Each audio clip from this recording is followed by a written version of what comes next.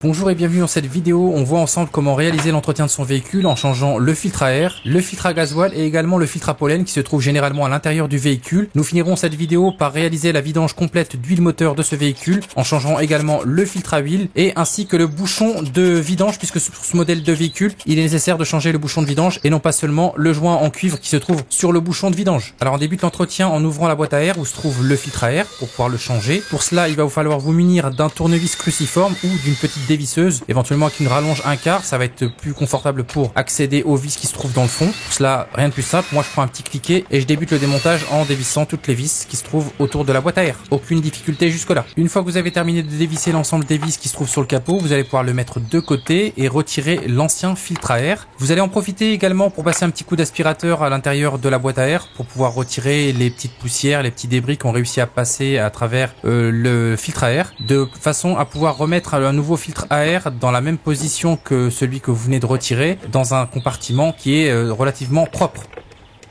Alors l'étape du nettoyage de la boîte à air est maintenant terminée, vous avez remis le filtre à air dans sa position initiale, vous allez pouvoir remettre le couvercle et visser l'ensemble des vis du couvercle. Je profite de cet instant pour vous informer que tout l'outillage que j'utilise dans ce court-métrage est disponible sous forme de vidéo, disponible sur ma chaîne YouTube dans une playlist qui s'appelle Facom Spécialiste, que vous allez pouvoir consulter grâce au petit i qui s'affiche sur l'écran en haut à droite. Vous allez pouvoir cliquer dessus pour pouvoir voir toutes ces vidéos. Vous retrouverez d'ailleurs tous les liens d'achat de l'outillage que j'utilise dans cette vidéo en description sous cette vidéo. L'étape de la pose du filtre à air est maintenant terminée, on va pouvoir passer à la pose du filtre à gasoil. Alors pour cela, il va vous falloir vous munir d'un cliquet, d'une rallonge 1/4 et d'un embout scippant. Dans mon cas, il s'agit d'un embout scippant, mais il se peut que vous soyez face à des vis Torx. Alors soit vous utilisez un cliquet avec une rallonge scippant et un embout scippant, soit vous utilisez directement un tournevis scippant si vous en avez un par exemple. Là, dans mon cas, j'ai 5 vis à dévisser pour retirer le couvercle. Alors le couvercle est généralement un peu bloqué lorsque vous avez dévissé l'ensemble des vis. Vous remarquerez qu'il est difficile de le soulever. Parfois, alors soit vous utilisez du dégrippant pour dévisser les vis si elles sont bloquées, soit vous les dévissez comme moi je fais à la main tout simplement. Une fois que vous aurez dévissé l'ensemble des vis, vous les retirez, vous les mettez de côté et vous faites levier soit avec un tournevis si vous avez l'habitude. Si vous n'avez pas l'habitude de ce genre de choses, je vous conseille d'utiliser plutôt un grattoir de type grattoir Facom que vous trouverez en description de cette vidéo là pour pouvoir justement éviter de marquer la cuve et le couvercle, puisque vous avez des emplacements pour faire levier au niveau du couvercle et de la cuve avec un tournevis par exemple. Donc faites très attention de ne pas marquer et de ne pas tordre soit la cuve soit le couvercle en faisant levier avec un tournevis.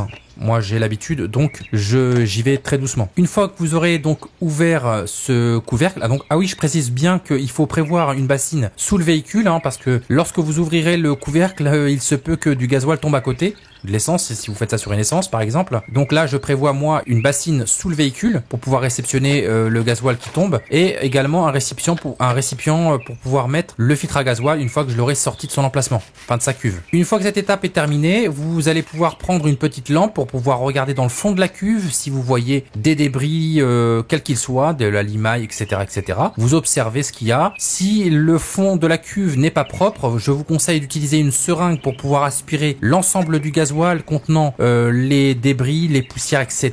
qui se trouvent dans le fond de la cuve pour pouvoir remettre un filtre à gasoil dans une cuve propre. Si la cuve est propre, qu'il n'y a aucune impureté dans le fond, vous allez pouvoir mettre directement votre filtre à gasoil et ensuite remettre le couvercle et serrer les vis au couple prescrit, celui noté sur le couvercle généralement des filtres à gasoil. La pose du filtre à gasoil est maintenant terminée. Vous n'aurez plus que soit à réamorcer le système grâce à une valise diagnostique. Je vous mets d'ailleurs les liens de valise diagnostique dans la description de cette vidéo là. J'ai d'ailleurs fait une playlist complète avec plein de valises diagnostiques de différents prix.